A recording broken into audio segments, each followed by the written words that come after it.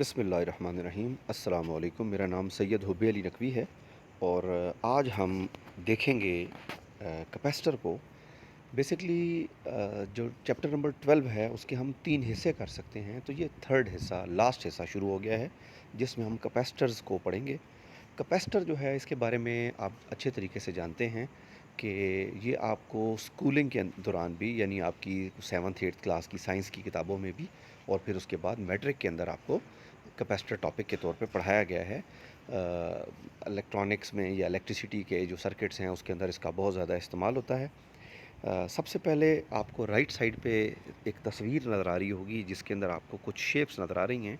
ये आपने अपने जनरल जो इलेक्ट्रॉनिक्स के कंपोनेंट्स आपके घरों में मौजूद होते हैं, कभी कोई चार्जर टूटा हो उसे खोल के देखा हो तो उसके अंदर भी लगा होता है। इसी तरीके से आपके एनर्जी सेवर्स के अंदर या लाइट्स के अंदर भी ये लगे होते हैं। पंखे के अंदर अक्सर आपने देखा होगा कि कैपेसिटर ख़राब हो जाता है और उसको चेंज करना पड़ रहा होता है। तो ये डिफरेंट शेप्स में आते हैं। कुछ सिलेंड्रिकल होते हैं, कुछ आपको यहाँ पे वो तावीज़ की तरह की शक्ल के भी नज़र आ रहे होंगे। तो ये कोई पीर साहब का तावीज़ नहीं है, बल्कि ये जो है एक इलेक्ट्रिकल डिवाइस है, इलेक्ट्रिकल इंस्ट्रूमेंट है, कंपोनेंट है। और इसको हम बेसिकली इस्तेमाल करते हैं इलेक्ट्रिकल एनर्जी को स्टोर करने के लिए या चार्जेस को स्टोर करने के लिए। तो ये चार्जेस को स्टोर कैसे करता है, इसको बनाया कैसे जाता है, इसका यूनिट क्या है, इन डिटेल्स को आज हमने देखना है। सबसे पहले कैपेसिटर का इंट्रोडक्शन या उसकी डेफिनेशन हम देख लेते हैं। दो तरह से मैंने इसको यहाँ पे एक्सप्लेन करने की कोशिश की है। दोनों आपको यहाँ पे स्क्रीन पे नज़र आ रहे होंगे। जैसा कि मैं पहले भी कह चुका हूँ पिछले लेक्चर्स में, कोशिश करें कि आप अपने फुल स्क्रीन के ऊपर, मोबाइल के ऊपर इस लेक्चर को देखें या फिर आप अपने लैपटॉप पे या कंप्यूटर की स्क्रीन के ऊपर देखें, ताकि आप पढ़ सकें अच्छे तरीके से जो चीज़ें लिखी जा रही हैं। कोशिश तो की जाती है कि स्लाइड्स का साइज़ जो है टेक्स्ट का वो बड़ा रखा जाए और उसमें आपको आसानी रहे, मगर फिर भी अगर आप इसको मोबाइल पे छोटी स्क्रीन के ऊपर देखने की कोशिश करेंगे तो आपको कई दफ़ा मुश्किल होगी। इसी तरह से बेहतर ये है कि आप अपनी एक नोटबुक रखें और जिसके अंदर इसमें से जो आपको इम्पॉर्टेंट चीज़ें मिलती हैं उनको लिखते रहें और नोट्स बनाते रहें।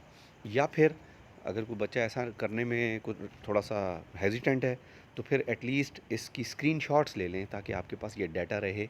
बार बार वीडियो को देखना कई दफ़ा आसान नहीं होता।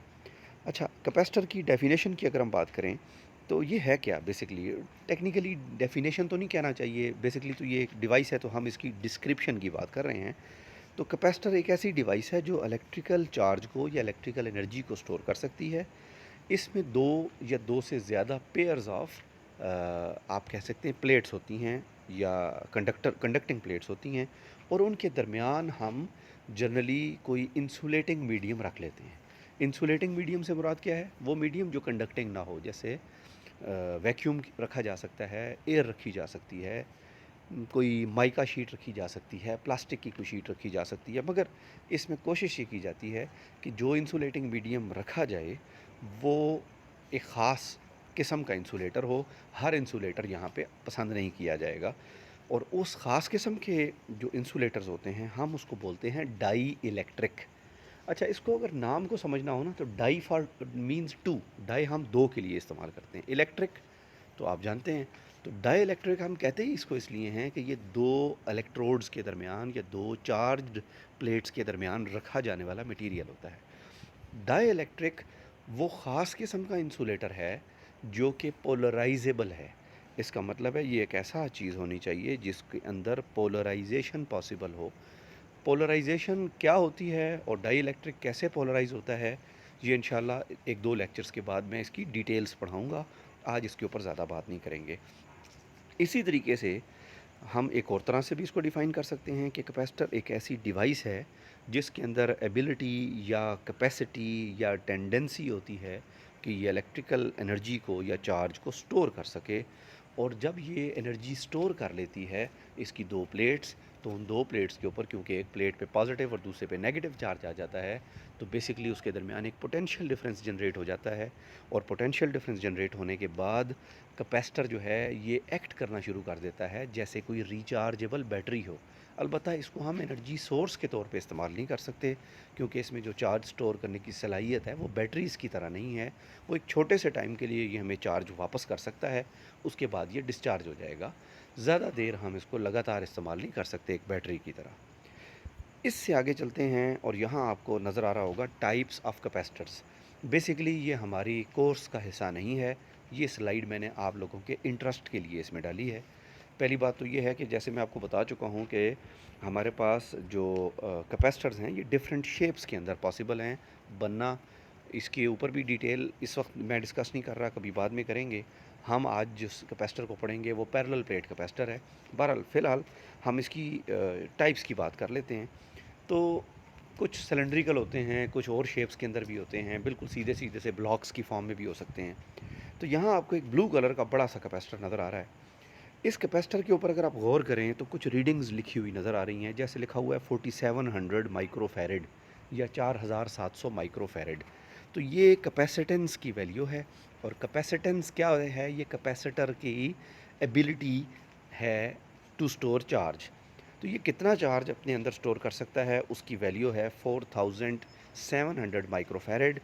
फैरेड उसका यूनिट होता है, यहाँ माइक्रोफैरेड है। फैरेड एक बहुत बड़ा यूनिट है, बाद में बात करेंगे इसके ऊपर। दूसरी चीज़ इस पर एक चीज़ लिखी नज़र आ रही होगी 35 वोल्ट। तो 35 वोल्ट वो पोटेंशियल डिफरेंस की वैल्यू है कि जब ये कैपेसिटर चार्ज हो जाएगा तो इसकी दो प्लेट्स के दरमियान जो पोटेंशियल डिफरेंस जनरेट होगा वो कितना हो जाएगा। इसी तरीके से किसी भी कैपेसिटर को अगर आप देखें, कुछ छोटों के ऊपर पढ़ना मुश्किल हो रहा है, मगर बहरहाल इनको भी पढ़ा जा सकता है। तो जो भी कैपेसिटर आप परचेज़ करेंगे, ख़रीदेंगे या यूज़ करेंगे, उसकी डिटेल्स भी आपको इस तरह से मिल जाएंगी। बिल्कुल इसी तरीके से आपको कैपेसिटर की बहुत सारी और शेप्स भी यहाँ नज़र आ रही होंगी। इनमें से मैं 2, 3, 4 के नाम भी बोल रहा हूँ। ये भी वो बच्चे जो इलेक्ट्रॉनिक्स के अंदर आगे जाना चाहते हैं और आगे जाकर इलेक्ट्रॉनिक्स को पढ़ना चाहते हैं, तो उनके लिए इंटरेस्ट के लिए ये मैं लिख रहा हूँ। बाकी आम बच्चों को इसको याद करने की या इसको पढ़ने की एज़ सच ज़रूरत नहीं है। जैसे यहाँ आपको नज़र आ रहा होगा एल्युमिनियम इलेक्ट्रोलिटिक कैपेसिटर। इसी तरीके से आपको दूसरा नज़र आ रहा है पीसीबी माउंट इलेक्ट्रोलिटिक कैपेसिटर या wired ended electrolytic capacitor, surface mount electrolytic capacitor या motor run capacitor, suppressor capacitor and so on. बहुत सारे इसके अंदर कोई 8-9 नाम आपको नज़र आ रहे होंगे।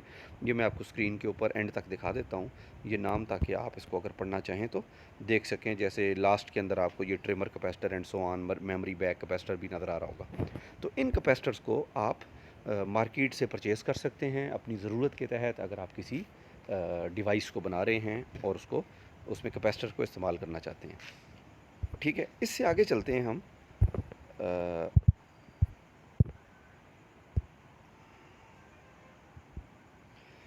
अच्छा, इससे आगे आप चलते हैं, ज़रा देखें आप। यहाँ आपको सिंबल ऑफ कैपेसिटर नज़र आ रहा होगा।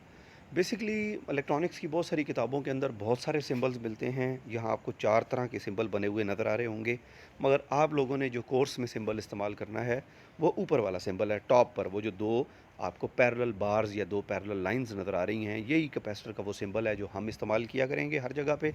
उसके अलावा कुछ ऐसे कैपेसिटर्स होते हैं जो जिसके अंदर जो है वो पॉजिटिव और नेगेटिव प्लेट जो होती है वो फिक्स होती है।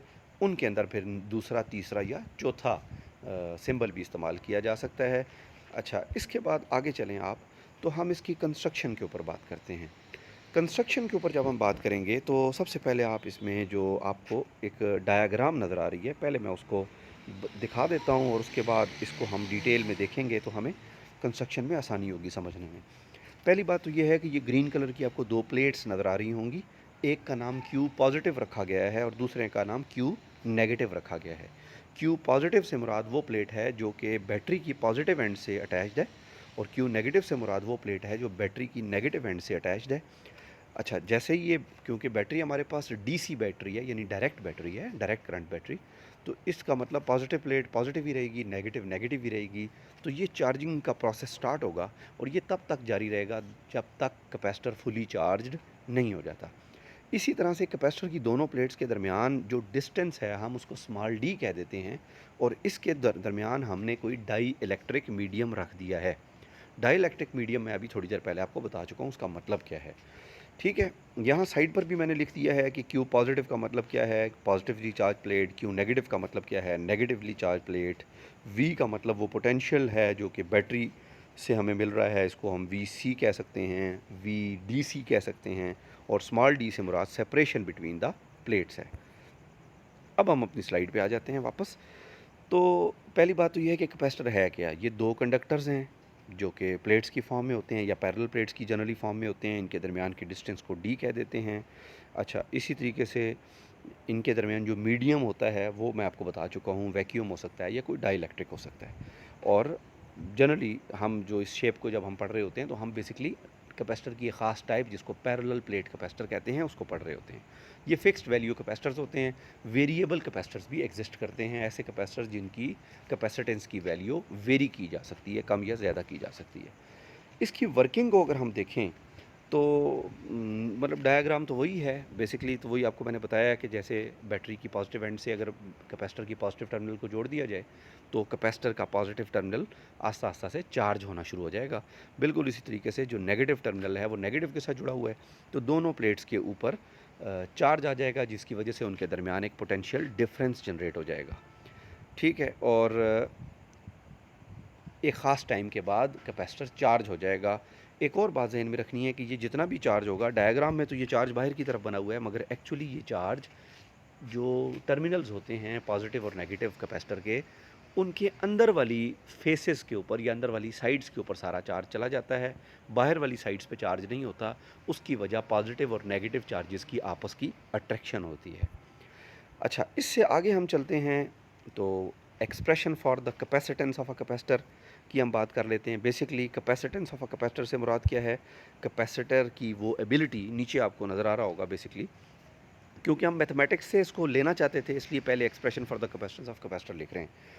तो ये याद रखें कि अगर Q वो चार्ज है जो कि कैपेसिटर पर स्टोर हुआ है, तो ये Q चार्ज डिपेंड करता है वोल्टेज ऑफ द बैटरी पे। इसका मतलब अगर हम छोटी बैटरी के साथ उसको चार्ज करेंगे तो चार्ज कम उस पर स्टोर होगा, और अगर बड़ी बैटरी लगाएंगे तो चार्ज ज़्यादा भी स्टोर हो सकता है। इसका मतलब है कि चार्ज Q डायरेक्टली प्रोपोर्शनल है वोल्टेज ऑफ द या potential difference of the applied potential difference कह रहे हैं या बैटरी के पोटेंशियल डिफरेंस से।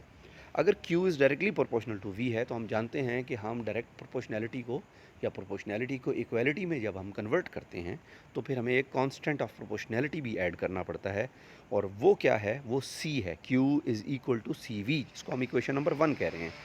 Hair C is the constant of proportionality, जिसको हम कैपेसिटेंस ऑफ द कैपेसिटर कहते हैं। कैपेसिटेंस से मुराद कैपेसिटी या ability of to store charge है बेसिकली। यहाँ आपको कैपेसिटेंस ऑफ द कैपेसिटर की डेफिनेशन भी नज़र आ रही है। इसी तरीके से जो कैपेसिटेंस ऑफ अ कैपेसिटर है ये जिन फैक्टर्स पर डिपेंड करती है वो 3 लिखे हुए आपको नज़र आ रहे होंगे यहाँ पे। पहली चीज़ है separation between the plates, D जिसको हमने कहा था। इसका मतलब दोनों प्लेट्स के दरमियान फासला कितना ज़्यादा है। फासला अगर ज़्यादा होगा तो चार्ज स्टोर करने की सलाहियत कम होना शुरू हो जाएगी, यानी डी छोटा होना चाहिए। इसी तरीके से मीडियम बिटवीन द प्लेट्स, तो मीडियम से हमारा डाई इलेक्ट्रिक है। यहाँ पे डाई इलेक्ट्रिक की क्वालिटी क्या है, यानी वो बेसिकली कितना ज़्यादा पोलराइज हो सकता है। अगर डाई इलेक्ट्रिक अच्छा होगा तो कैपेसिटर का जो चार्ज स्टोर करने की सलाहियत है वो ज़्यादा हो जाएगी और वो ज़्यादा देर तक उस चार्ज को स्टोर कर सकेगा, वरना वो चार्ज ज़्यादा स्टोर नहीं कर सकेगा। इसी तरीके से एक थर्ड चीज़ आपको नज़र आ रही है वो है ज्योमेट्री ऑफ द कैपेसिटर। इसका मतलब है कैपेसिटर डिज़ाइन कैसे हुआ है, बना कैसे है। जनरली इससे मुराद ये होता है कि कैपेसिटर की दोनों प्लेट्स का कितना सरफेस एरिया है जो एक दूसरे को फेस कर रहा होगा। अच्छा, इसी तरह इक्वेशन नंबर 1 को हम ज़रा रीअरेंज अगर कर लें तो यहाँ से हम C की वैल्यू फाइंड कर सकते हैं। Q is equal to CV हमने लिखा था इक्वेशन नंबर 1 में, तो C is equal to Q over V हो जाएगा। अब हम अगर यूनिट्स इस्तेमाल कर लें तो ये याद रखें कि जो कैपेसिटेंस है उसका यूनिट को कहते हैं फैरेड, FARAD, और स्मॉल f से हम इसको डिनोट, कैपिटल F से हम इसको डिनोट किया करेंगे। फैरेड जो है वो एक इंग्लिश फिजिसिस्ट था, इंग्लिश साइंटिस्ट था, फैरेडे। आगे हम जाकर चैप्टर नंबर 16 में इसका मज़ीद ज़िक्र भी करेंगे। तो फैरेडे के नाम पर इस यूनिट को रखा गया है फैरेड। फैरेड की डेफिनेशन भी आपको नज़र आ रही होगी कि अच्छा इससे अगर आप यहाँ पे ना आपको स्लाइड में ये मिस हो गया है मुझसे, लिखा तो मैंने था मगर मेरे ख्याल से कुछ सेटिंग्स के अंदर ये नहीं आ सका। तो farad basically, farad is equal to जहाँ पे नज़र आ रहा है इन टर्म्स ऑफ यूनिट, तो फैरेड बेसिकली होता है Q बाई V। तो Q की जगह आ जाएगा कूलम, 1 कूलम, और V का मतलब हो जाएगा डिवाइडेड बाय 1 वोल्ट। तो आप यहाँ पे काइंडली लिख लें 1 farad is equal to 1 coulomb divided by 1 volt. अच्छा, इसको मैंने वर्ड्स में भी नीचे लिख दिया है। The capacitance of a capacitor is 1 farad if a charge of 1 coulomb given to one of the plates of the capacitor produces a potential difference of 1 volt between both plates of the capacitor. अच्छा, एक बात last यहाँ पे आपने और याद रखनी है कि फ़ैरड जो है ये बहुत ह्यूज, बहुत बड़ा यूनिट है और जनरली 1 फ़ैरड का कैपेसिटर तो आपको शायद दुनिया में कोई 1-2 जगहों पे ही नज़र आए। मार्केट में अवेलेबल नहीं होते। इतने बड़े कैपेसिटर्स की हमें इस्तेमाल करने की ज़रूरत भी नहीं होती। तो हम कैपेसिटर के छोटे यूनिट्स को या सब यूनिट्स को इस्तेमाल करते हैं, सब मल्टीपल्स को इस्तेमाल करते हैं, जैसे माइक्रोफ़ैरड्स, पिकोफ़ैरड्स इवन। तो माइक्रोफ़ैरड जो है 1 माइक्रोफ़ैरड जो है वो 10 रेज़ टू द पावर -6 फ़ैरड के और पिकोफ़ैरड जो है वो 10 रेज़ टू द पावर -12 फ़ैरड के। इसी तरह आप इससे भी छोटों की बात कर सकते हैं, दरमियान में भी वैल्यूज़ आ सकती हैं, मिली फ़ैरड्स में भी वैल्यूज़ हो सकती हैं। तो यहाँ तक बड़ी सिंपल सी कुछ बातें थी, कैपेसिटर का इंट्रोडक्शन था। हो सकता है ज़्यादातर आप में से लोग इतनी चीज़ें पहले भी इसमें से ज़्यादातर चीज़ें जानते हों, तो आप इसको एक रिवीजन का ये एक लेक्चर समझ लें। और मगर इसको समझना इसलिए ज़रूरी है कि अगले टॉपिक्स जो हम पढ़ेंगे कैपेसिटर से रिलेटेड, उसके लिए इसकी बुनियादी या बेसिक्स जानना बहुत ज़रूरी हैं। इसके अलावा आप लोगों से फिर रिक्वेस्ट है कि अगर कोई सवाल हुआ करे तो व्हाट्सएप ग्रुप में ज़रूर किया करें। जनरली व्हाट्सएप ग्रुप पे बहुत कम सवाल किए जा रहे होते हैं, तो एक तो हमें हौसला अफ़ज़ाई हो रही होती है कि शायद लेक्चर इतना क्लियर था कि आपको ज़्यादातर समझ आ गया होगा। मगर अगर हकीकत ऐसी नहीं है और आप लोगों को कुछ समझ नहीं आता, तो लाज़मी सवाल करें और पूछने की कोशिश करें, ये आपका राइट है। और हम भी कोशिश करेंगे कि हम आपकी मज़ीद हेल्प कर सकें और मज़ीद एक्सप्लेन कर सकें आपके सामने। अल्लाह हाफ़िज़।